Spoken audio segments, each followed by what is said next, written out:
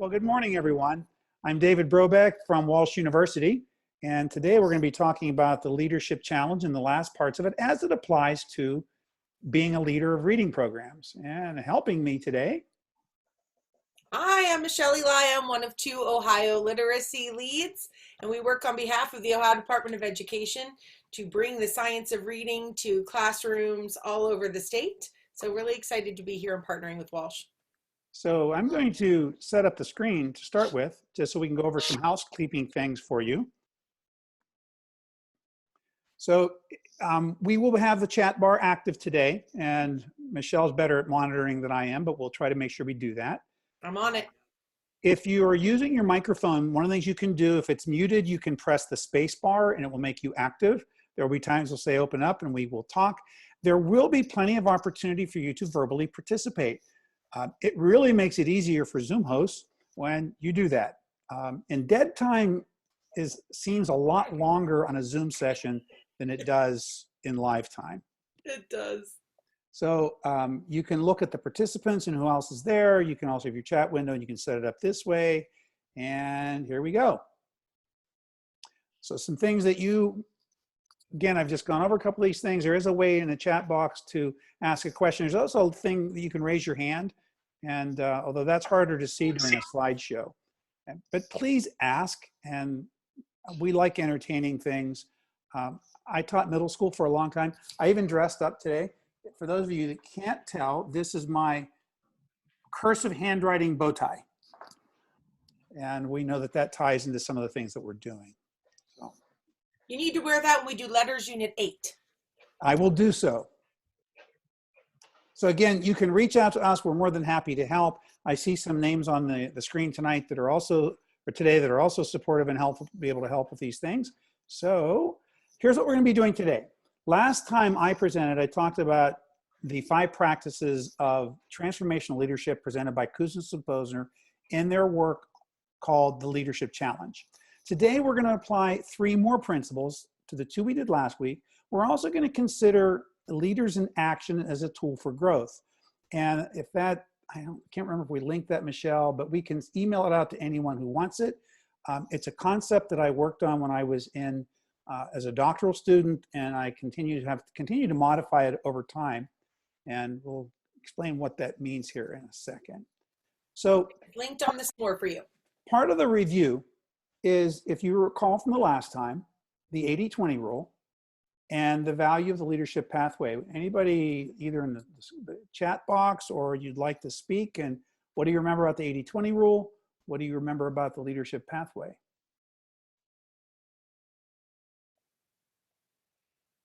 Don't everybody talk at once.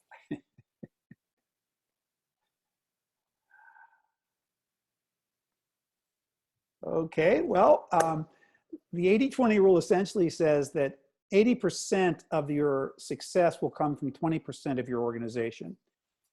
This is true for business. It's is it exactly that much? No, that's correct. So yeah, we don't want to water. We want to water the flowers, not rocks. The other side is that 80% of your problems may come from 20%. Now, it could be 90-10, it could be 85. But again, we do know that most of the results that are successful in an organization come from a few number of people. And if you want to get something done, ask a busy person. So this was the leadership improvement pathway that was in Michelle's original slides. So as we take a look at what happens here, we're talking about leadership and how those things and what the 5 practices of Cousins and Posner help us move up to where we're talking about quality of instruction. And that's what the leadership in action piece is about. And then exactly how do we apply these things? Today should be about theory to practice. Transformational leadership theory has been around a long time and it works. However, how do you actually take it from what you're doing and help out in a P12 classroom, whether it's early or late? My background is 25 years directly in middle schools, 17 as a teacher and 8 as a building administrator. So keeping it in mind, in this literacy pathways, here's what the 5 practices are from the leadership challenge. Last week, we talked about modeling the way where we clarify our values, and serve as a good example, and then share our inspired vision.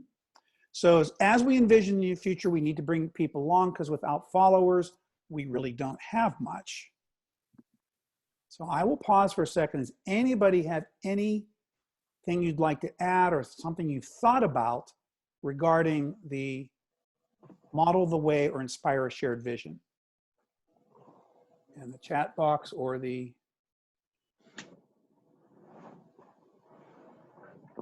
will work for that.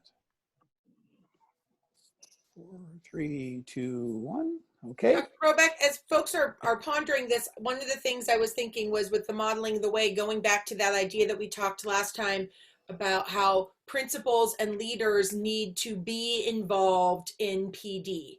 They need to come to all the PD. And you mentioned that, and how that was so important, and how you used to try to model that as well as a leader.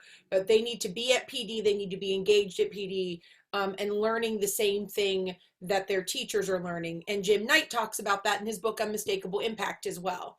Yeah, and there's a lot of research in this area. I mean, if you look at highly successful orchestra directors, coaches, I don't care what the program is, you'll hear the term first in, last out. And you don't want the people who are working for you to think that you're trying to figure out a way to get off and do something else. But when it comes to the other part of being in there with the PD, is not only demonstrating you're interested, it's being able to answer questions later on. Because there's a level of expertise they expect from you as a building leader. And if you don't have the answer, if you're in there, you know who to call to get the answer. And again, that provides them, and they know that this is important because you're modeling it. Thank you, Michelle. Okay, do your teachers know what excellence looks like? So I'm going to switch from this screen, and I'm hoping the other screen that I want will show up. So this is the piece that is out there and available to you. And I'm going to slide down to the one on content and instruction. So, and I'm hoping you can see this well enough to take a look at it. So essentially, this is what we did. We took a look at number 5 being a master teacher. 3 is where we think we are hiring people. If we get better than that, somebody out of college maybe. But the idea is, for each of these, we have an idea of who these people are, and then what does it look like to get to the next level? So if we take a look at a master teacher, and let's say that you explain this to the people, this is what a master teacher looks like. And I'm not going to read it for you, because I know while I'm talking you can read faster than I can. But I will highlight a couple things.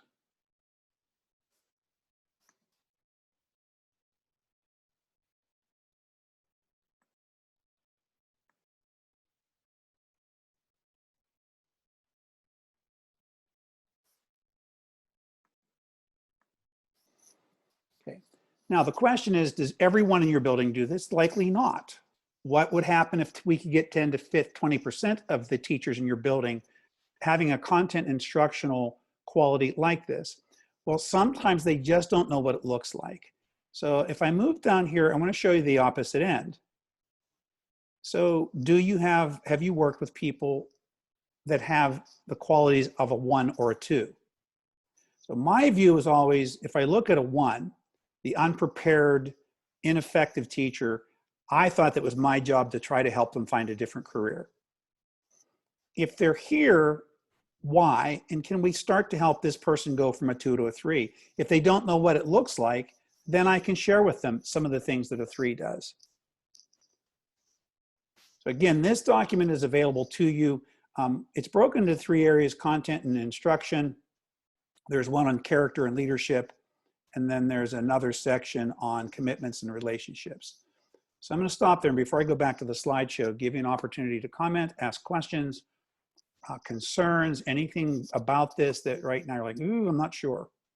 I put a link to this in the chat box, but it's also linked on the SMORE. Okay.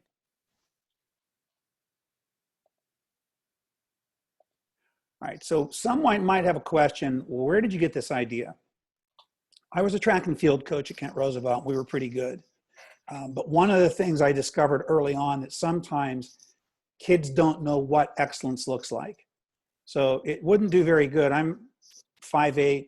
When I was coaching, I was maybe 180 pounds.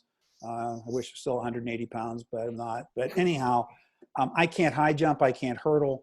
And me explaining it is not going to show someone exactly how to do it. On the other hand, I went to Kent State University and I got video that they had of world-class people doing these things, the best in the world. I had video, I remember Carl Lewis, who was a sprinter, how he kept his upper body relaxed. And I showed the athletes what it looked like to be outstanding, mimic the best in the world. I believe the same thing is true about a teacher. Now I'll give one more piece to this. I was working in Kent at the middle school. We used every classroom in the building, every period of the day except lunch. We were that crowded.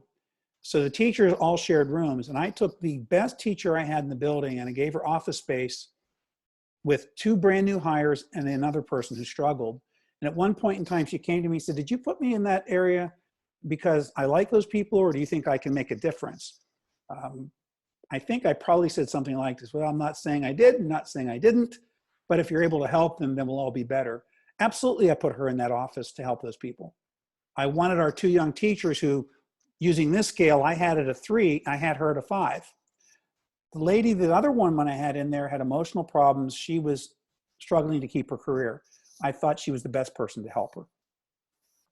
And again, I'll pause before we go back to the slides on leadership.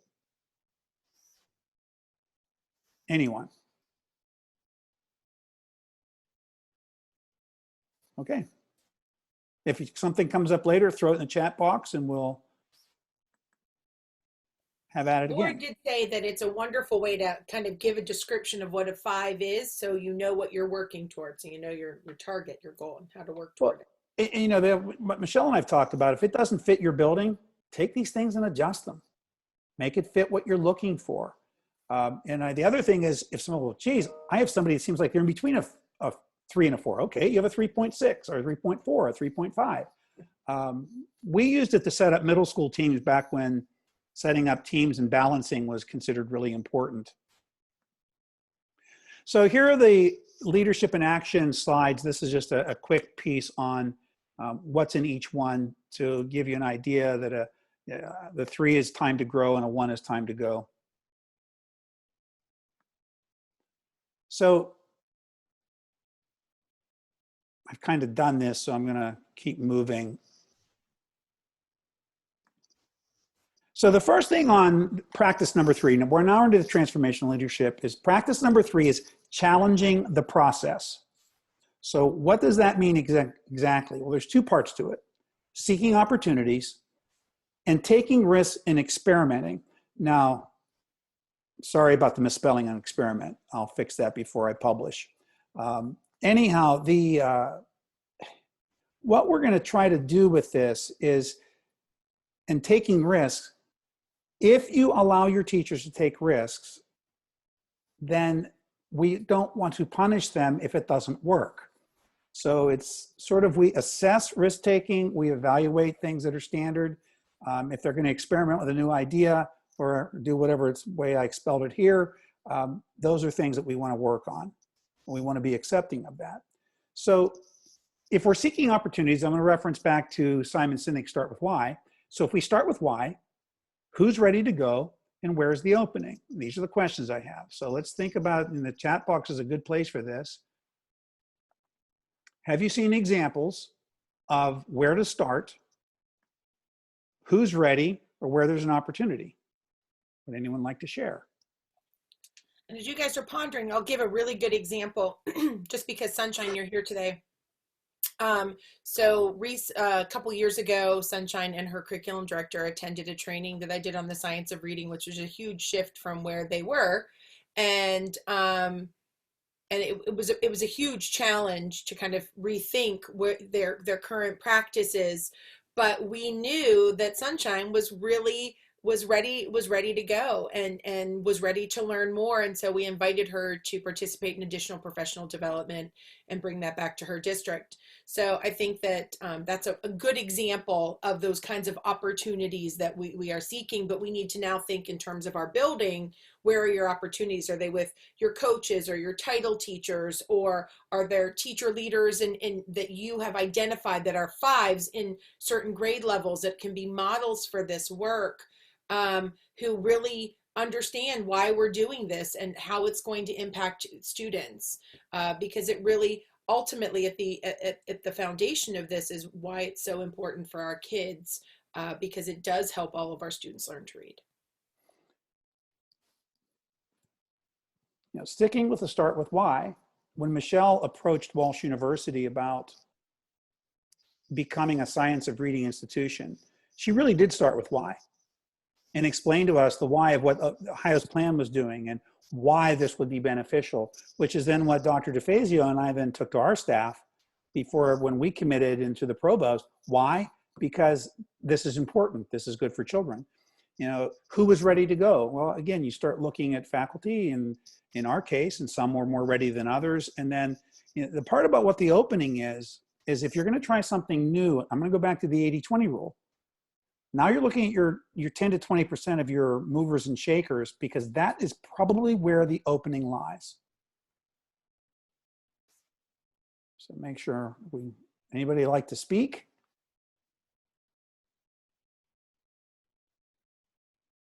I can jump in with an example. Please.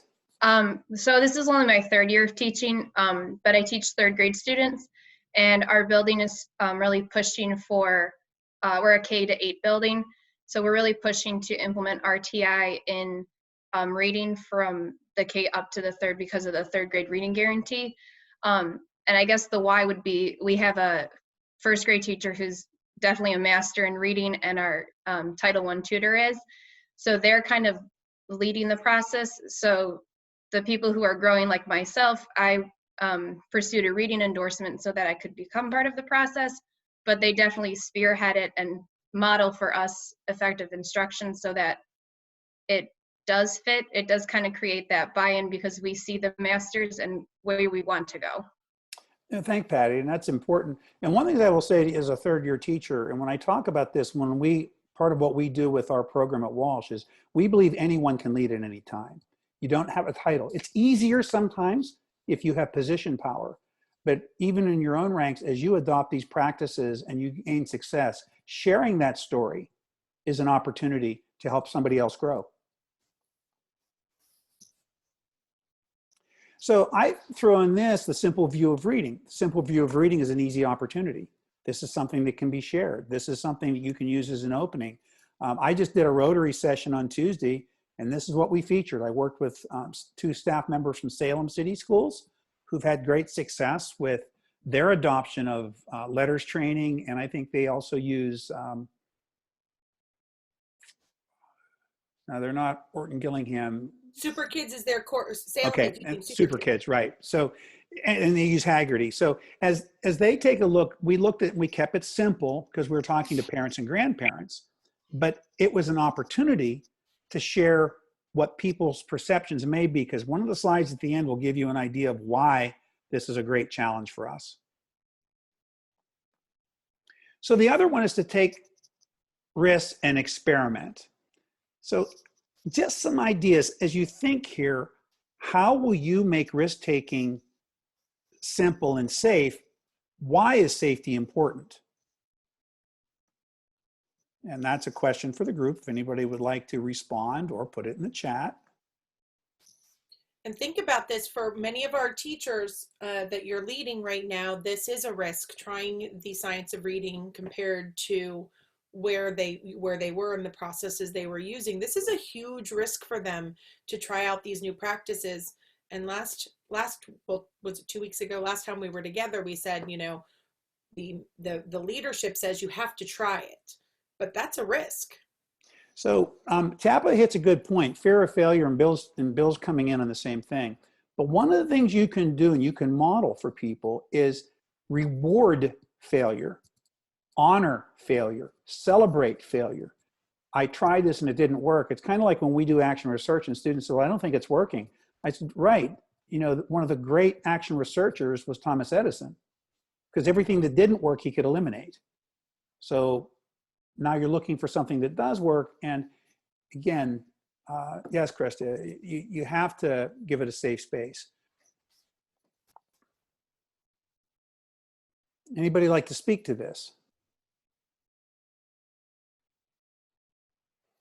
You know, one of the things we told the faculty at Walsh when we start to adopt letters training, we're going to see a dip. You're going to feel awkward in your classrooms, and it's okay. And then the people who control evaluations, you don't evaluate, you put in the evaluation, this person took risks to try to make us better, and you honor them for that. I think just in coaching, sometimes I try to make sure, like if we'd had professional development on something or modeled something, like just being sure to like you said, just to let them know that when you go back, it's not going to be perfect. Maybe what I even modeled to you wasn't perfect because I'm learning too. But giving them that opportunity just to practice in their room behind doors before you come in to revisit and see where they are in the coaching process. I feel like that makes them feel safe and more willing to give it a try on their own. I mean, I know, you know, again, this has been a lot of new learning for me over the past year too. And, you know, I appreciate that myself having that opportunity. So I think that helps the teachers as well. Good point. Yes. Anyone else? Yeah, you know, part of that goes back to what Michelle said earlier, and Jody makes a good point. It's the modeling. And this is, you know, you start to see these practices and how they tie together, and it's just really important. I did a session one time at a national conference on being an unprincipled with the unhyphenated. Basically, say yes to everything and then ask, is there any reason I should say no? That becomes a different way for people to go ask for something. The president at Walsh University right now, that's basically his stance. Hey, let's go ahead and start taking chances on things. Now, I'd rather take some chances than not take chances. That's pretty empowering.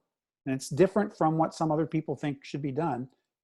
So also within this, if we seek opportunities and then we take risks in parents, why is this important to leadership?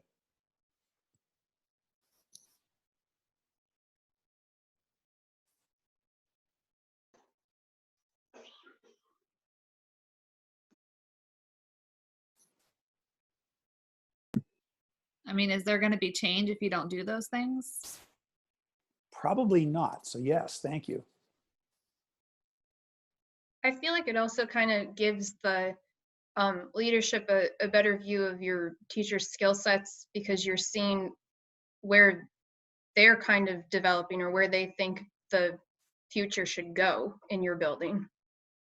You know, and from a leadership, if you're getting heat from above, one of the things you can do is set up a simple action research cycle where you ask, okay, write down what you tried, write down how you adjusted, just keep some notes that we can share later on. It doesn't have to be a formal, when I say action research, I'm not talking about writing papers, but actually collecting data about what you're attempting and what worked and what didn't work. Yeah, Tabitha's right. It can, you know, that we want to get that 80-20, maybe we can expand it out to 70-30. Yeah, excellent points. I'm going to throw someone under the bus here because Jennifer Walker too, you know, when it comes to taking risks and experimenting. Jennifer, did you always feel comfortable with the science of reading? Did you feel comfortable implementing it in your district? Did you feel like you really understood it and knew it when you first started this journey? No, and I think it's really hard as a leader to be in that position. And so I constantly have to remind myself and everyone else that I'm still learning.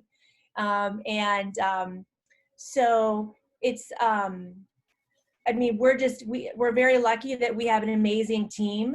And when we started the process, you know, when we started going to your professional development, it was very uncomfortable because I have a reading endorsement. I mean, I was middle school and high school ELA teacher for 16 years, and I'm all about the reading writing workshop. That was my model. And I think that all teachers at one time, you know, say that we want to go back and apologize to our students for doing things that maybe weren't the best, but I was doing the best I knew how. And I'm still learning. So as you know, because Marlo and I were talking yesterday, we're working on our decision rules for grades 4 to 8. And we have this amazing team of people. And that's not my forte right now. And I am really struggling because I'm supposed to be a leader in that. And I'm still learning about the very specific assessments and interventions and whatnot. So I think it's really important as a leader to be vulnerable and to show that you're vulnerable, and also to surround yourself with the most amazing people who have strengths where you do not. Thank you, Excellent Jennifer. points, and that'll be a nice lead into some other pieces that are coming up. That part about trusting people who know things you don't. Somebody else was speaking. I'm sorry. No, I was just thanking Jennifer. All right, so element number 4, enable others to act. So there's 2 pieces to this, where we foster collaboration, we help others to feel strong. And again, I think you can see the tie-in to challenging the process, where we're giving people latitude to take risks, and we're allowing them to experiment, and we're trying to figure this out. So it takes them, now we're going to enable them to act. So what might that look like? So here are the 2 elements. So if you're going to help others to feel strong, I want to make this point, and this is a mistake that sometimes leaders make. They'll find somebody who's good at something and delegate to them. However, if you delegate to the interests people have, individuals will grow. We all like to do things that we find interesting, and some of the work I do in emergenetics just goes to working. If you're working in preference, then you don't even feel like you're getting tired. So I want to throw the one in red. Delegating to interest will help others grow. Does trust build strength? Question.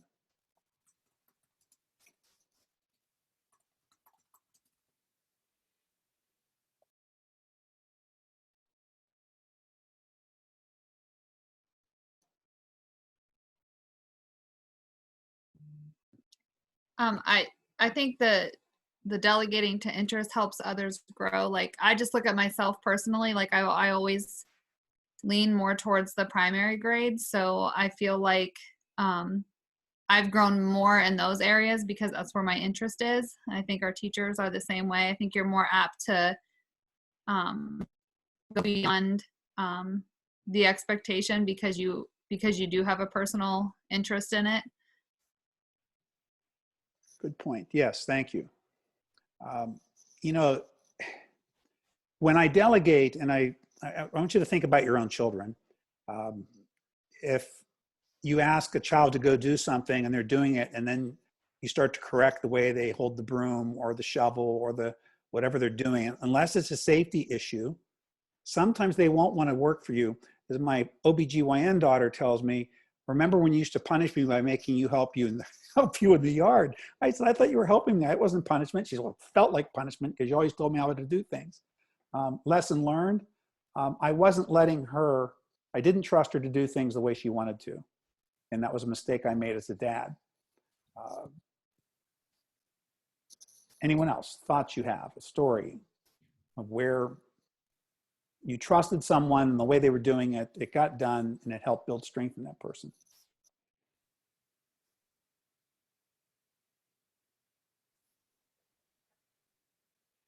Okay, let me move it on a little bit. So again, if we talk about fostering collaboration, I didn't do an individual slide on that. I'm sorry about that. So let's stick with that a little bit, and these 2 together. Fostering collaboration, what I loved about the middle school movement that was so powerful in the late 80s, 90s, and the early part of the 21st century is that it was designed to get people to talk to each other. And for all of those of you that are significantly younger than I am, and particularly my friends who are feminists, I had a professor, my mother was teaching at the time, and she was going to come to Kent State and she was going to beat this man up. Because in an elementary principles class, he said one of the most important things we could do when we set up our schedules is to make sure, find out which teachers are friends, then never let them have lunch together or a planning period together because they'll gossip.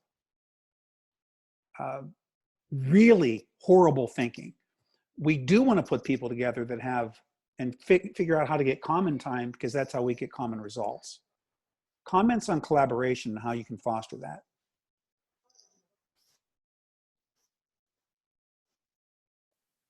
I think Ohio through OIP, you know, through TBTs and BLTs, we have a wonderful model for how to foster that kind of collaboration. So that to me, in that shared leadership model, is a really wonderful way to help others feel strong. So I'm very proud of our state in that regard. You know, and even some of the things Jody was saying about getting a chance to get in and work with people and the teams they're working with, you know, someone allowed that collaboration to happen, or some group decided this is important. And then we build off each other's strengths. You don't have to make it so that a person who is, you know, the only person good at something is the one who has to do everything. Now you can share things. If we share the load, then we feel empowered. Anyone else? I'm sorry, go ahead. I was just going to say, I think this comes into play a lot at the end of every school year over the summer when we're talking about, you know, if we have to make moves or, you know, different grade level changes or shifts. As an admin team, we always have conversations about who works well together and what people's strengths and weaknesses are for the different grade levels, to make sure that we're placing people in places that are, you know, not just best for the kids, but best for the grade level or the grade level teams. It makes a big difference. Yes, good point. Thank you. So again, as we take a look at the elements so far, as we think about shared values, and we think about modeling, and we think about challenging the process, and suddenly we're enabling other people to act, all of these things can create a culture where people think they can make a difference. And when a lot of people think they can make a difference, I'm just, you know, I want to bring it back to, for a second on this, is think about an orchestra or a marching band and how a good conductor or director can bring all those people together. That can make the third chair trumpeter feel really good about things, and to allow the somebody who's not quite as good to be influenced by the person who's first chair. That is a band or an orchestra is a really good model. So just a thought. All right, so I bring this slide up now because what I want to do is bring it right back to what we've been talking about, what Michelle did earlier. Do you see any correlation between the 4 elements we've talked about so far and time and engaged time of scheduling a literacy block, or keeping student engaged, or being vigilant about lost time? Thoughts?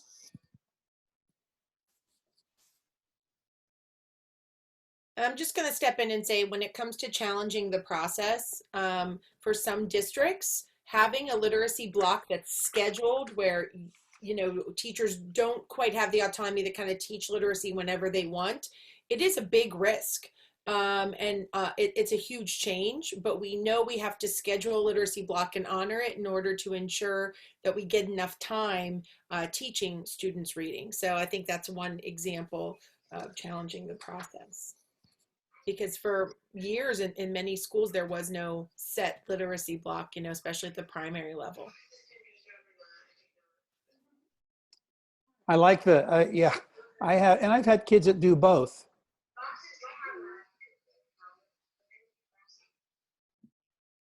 And, you know, I have a daughter who's a Division I athlete. I have another daughter who went to the Eastman School of Music. And yeah, so I totally get, and most of my kids are tech geeks. Someone else. I'm just thinking about how those 3 things really seem like, I mean, obviously they're happening within the walls of that classroom, but it's really not just about the classroom teacher doing that, just the importance of administration being a part of all of those things. You know, and Melanie's point about, you know, I mean, thank you, Jody. Melanie's thought about being vigilant about lost time. One of the things that, again, if we're collaborating and if we empower people, then I know we can get to the point that individuals can then take advantage of the opportunity to say, as a team, we need to get back on that time. Because when it's in a shared decision making, then it's a whole different gamut of what's going on. Anyone else have something you'd like to share? I think what's interesting is our building has a 90-minute reading block every day, but sometimes like events come up where time is lost and it usually comes out of reading. But kind of feedback from the faculty, we now have like a built-in 20 minutes at the end of the day where you can use it like as an end class meeting. But a lot of times when we lose time for reading, it becomes like that catch-up time.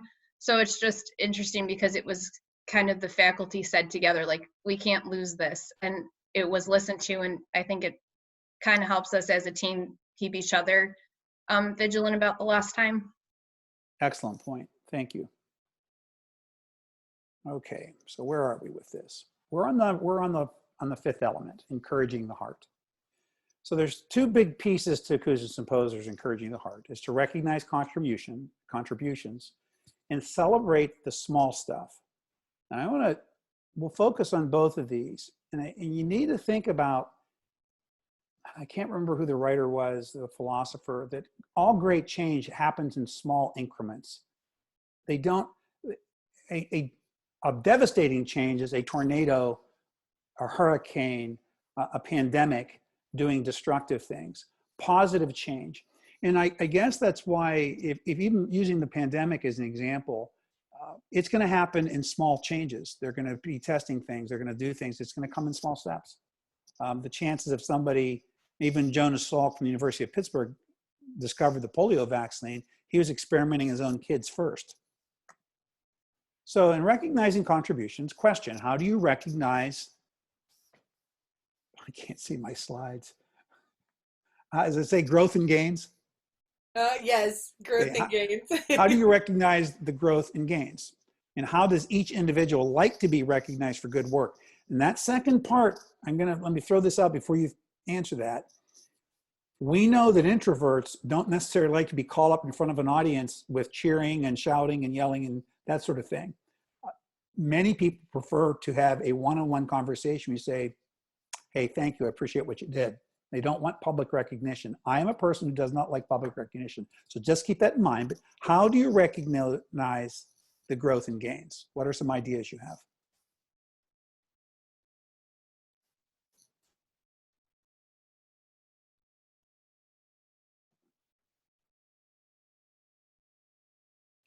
And there are a lot of districts represented here that have had some growth and gains, and they've been incremental, but they've had some growth and gains. And so I'd really like to hear about how you're recognizing this.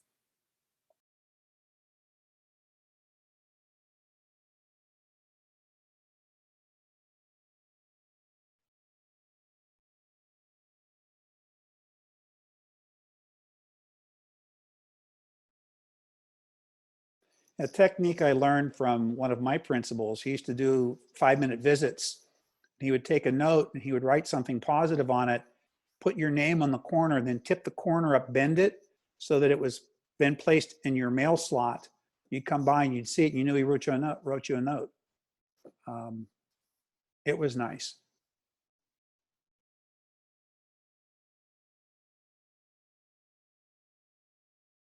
Anybody like to talk about a success story on recognizing you could share with the group?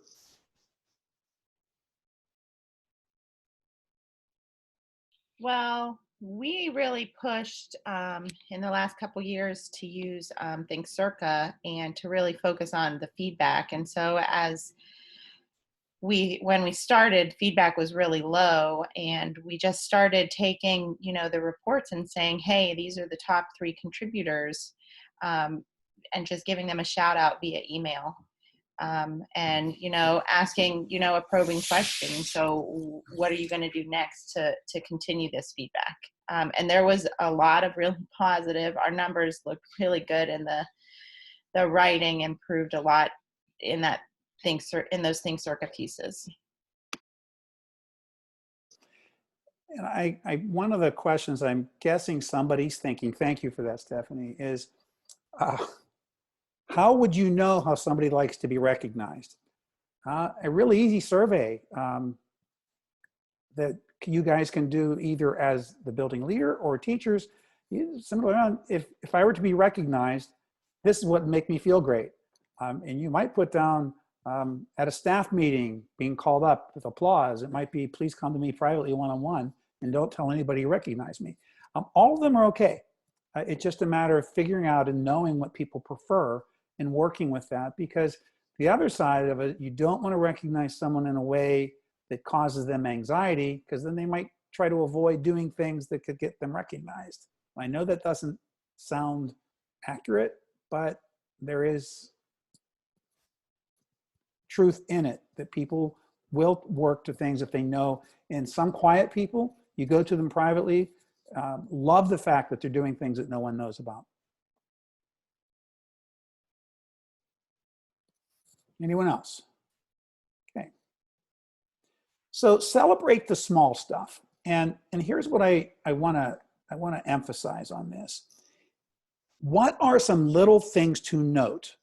And what things might be overlooked? And really what I'm asking you to do right now, using the chat box or verbally, share with each other some things maybe you've noticed that maybe I didn't know, or somebody else on this call or that watches the replay didn't even think about. Or maybe you've been overlooked, or a teacher has mentioned to you, or a colleague has mentioned to you, they felt overlooked by doing something. What are some of those things? See if we can share some things, please.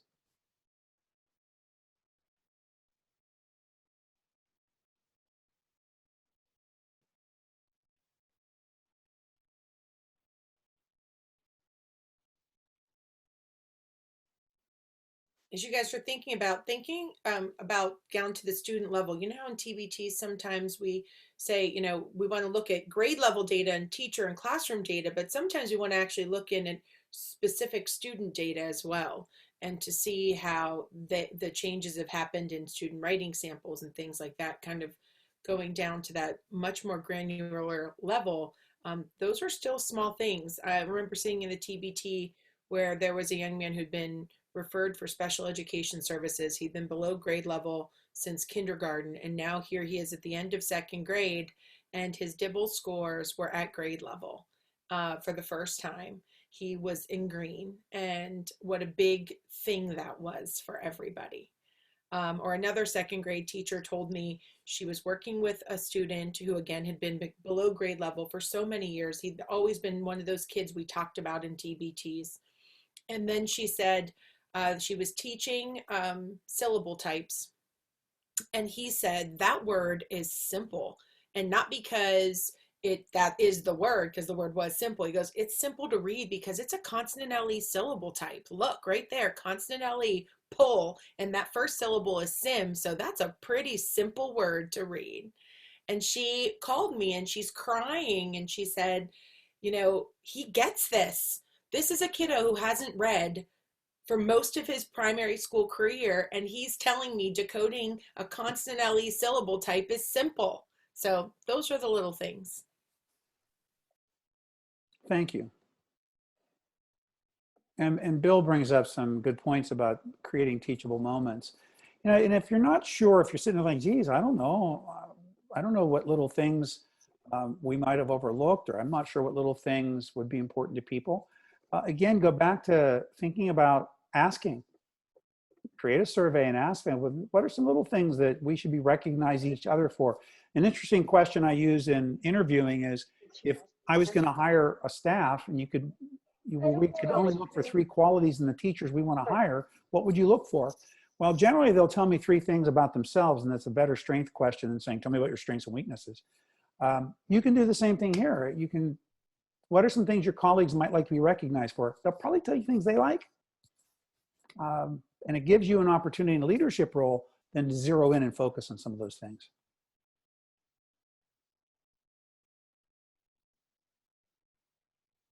So why is recognize or encouraging in the heart? Why is this so important to leadership? The floor is open.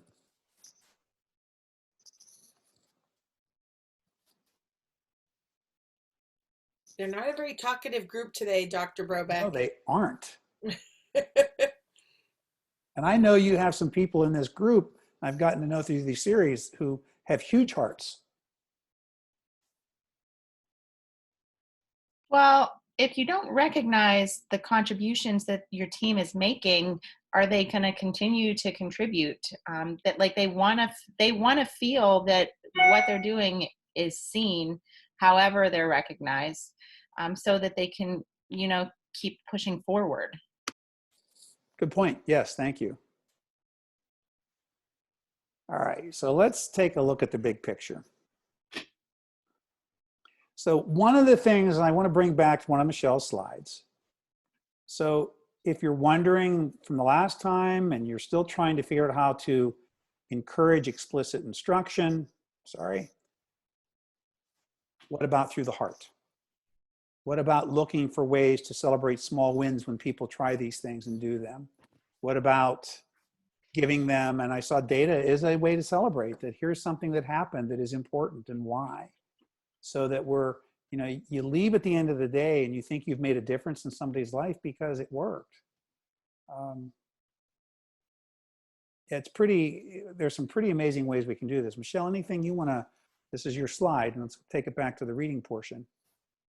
Well, and I always think that even right now within this world of online learning, there are ways to recognize, encourage the heart by recognizing great explicit instruction in our colleagues. So whether we do instructional rounds and we come together and we watch each other teach, or even in this digital world, watching videos or Zoom recordings of each other teaching in order to celebrate, you know, how they're utilizing explicit instruction.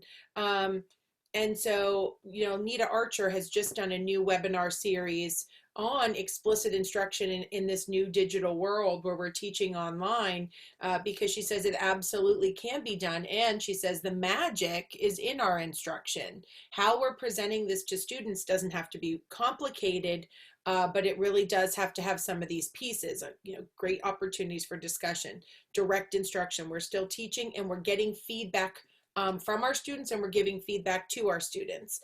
And so having reciprocal communication in our instruction. And she's been, you know, she said there's simple things that we can do.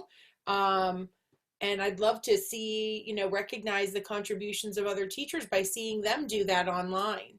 And I can share a video of a great teaching opportunity, and I can even share Anita Archer's video on explicit instruction in the chat box. But, you know, how are we celebrating those teachers who are doing these amazing things in this very unusual environment to still bring explicit instruction and literacy to kids? Oh, post-conference, great idea, Sunshine. Yep. Thank you, Sunshine. So if we put it all together, and this is, let's take the 5 practices and we test against the actions versus the Ohio plan. And Michelle added a few slides. So this was the vision statement.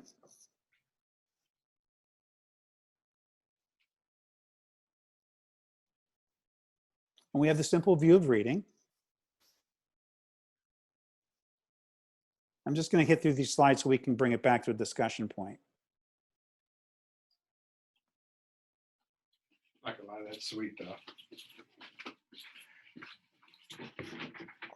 This was just a simple view of reading broken down. So as we take a look at, these are some of the things that Ohio's done. So my question is, do you see the 5 practices of transformational leadership enabling us to meet these goals? Is it a way to help? Are these practices practical? And oh, this was a slide that I want to come back to that in a second. What do you think?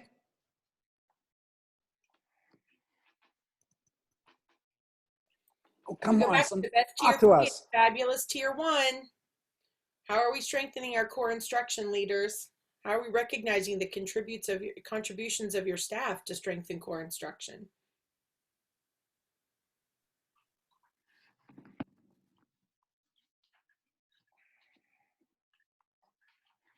Anyone want to share your thoughts? And if you don't think it does, it's okay. Again, you can test ideas that don't work. You know, when I looked at what we were trying to do at Walsh, I used these practices. When I was a principal, my college advisor, actually at that time, I had to write them on a 3x5 card, And then I put them through a laminator so that they wouldn't get torn up, and I kept them with me in my wallet folded in half. And when going to do something, I would actually get the 5 practices out and take a look and say, am I doing this? Have I modeled it? Am I challenging a process? And what am I doing to encourage the heart? How are we going about each of these steps? So if you're looking at Ohio's plan and whatever you're doing right now, would this work for you, or is it working for you? Maybe you're doing these things.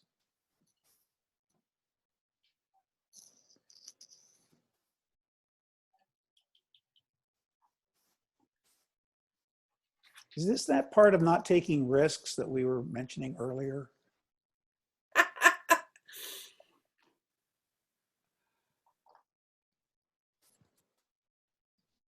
So I did, just so you know, this graphic is from Ohio's Plan to Raise Literacy Achievement. That is the components, when we're thinking about strengthening our core instruction. Just an FYI, in case you're wondering where that came from. But it really is important that we don't try to intervene our way out of a tier 1 problem. You've heard me say that multiple times.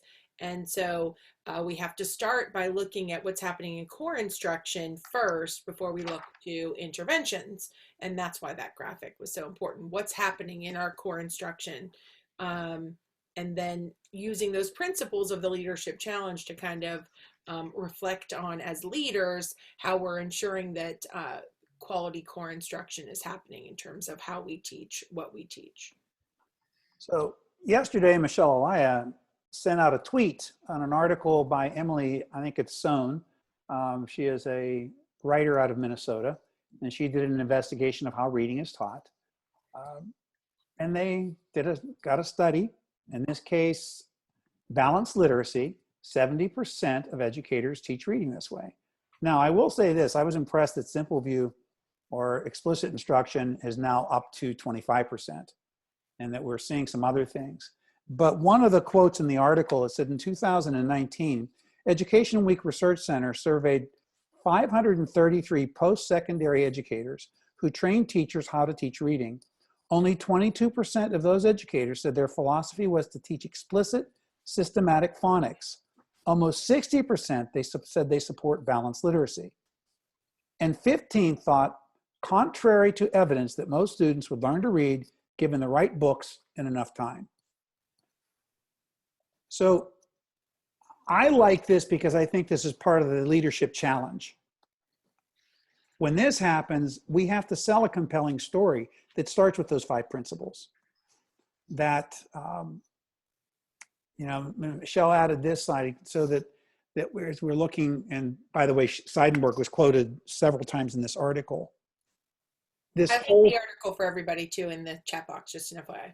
Our whole approach, if we are vigilant in making sure we follow the steps of quality transformational leadership, we can make a difference. And each of those elements is critical. I can't explain beyond, I know it works. I've practiced it. It's well researched. It's been done forever. I'm watching the new president at Walsh University. It's textbook, him applying these principles right now. So even though they're simple, I'm asking now, would anybody like to share about a time you were intentional in an action you took that would help the people be comfortable, take risks, or you modeled, or something you did, anything within the 5 practices? Would anybody like to share?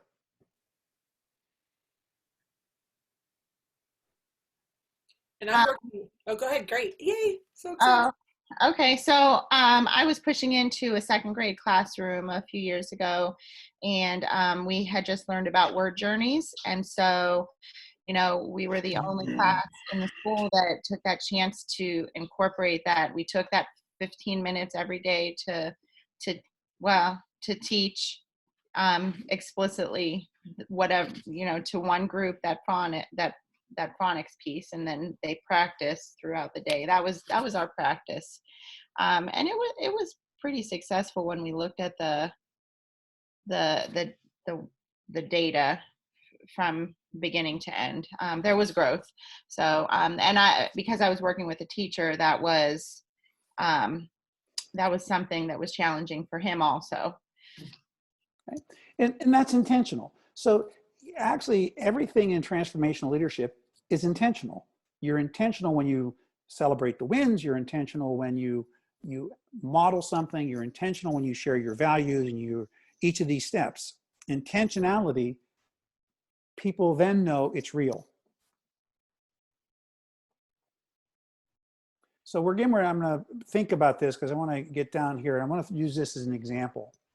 So if people in the community don't understand the science of reading, what's the example that you can become so well at explaining, so good at it that you can bring it to somebody else? I threw in Scarborough's rope because we used the simple view of reading earlier.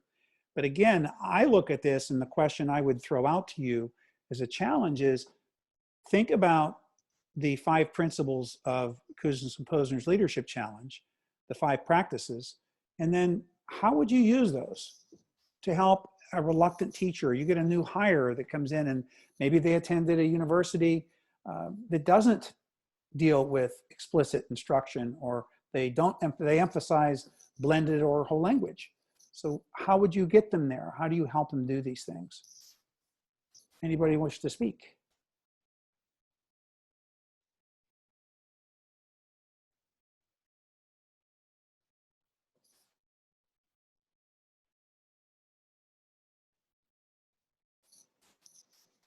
I think as leaders who want to start this change, they have to be willing to challenge the current processes and practices in their district, and be willing to take a risk and try something different in order to improve outcomes for students.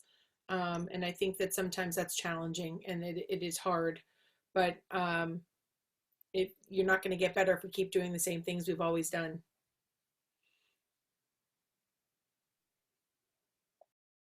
The Sunshine hits PD and coaching. And again, in Sunshine, I'll come back to the whole concept. When you do PD and coaching, we start at the top with, are we modeling it? Are we sharing our values? Are we, then we get into the PD, can it challenge? And then we come back down to each step along the way of, we want to encourage and support people because that's where we get the most and greatest change. So we have these things that were out there for you. I think that they're on the, and this will be converted into a YouTube video, and we'll have that up and going. There is an evaluation tool at the end. And at this time, I'm going to stop the share so we can see people if you'd like to be seen, and we can talk. Questions, things you're wondering about.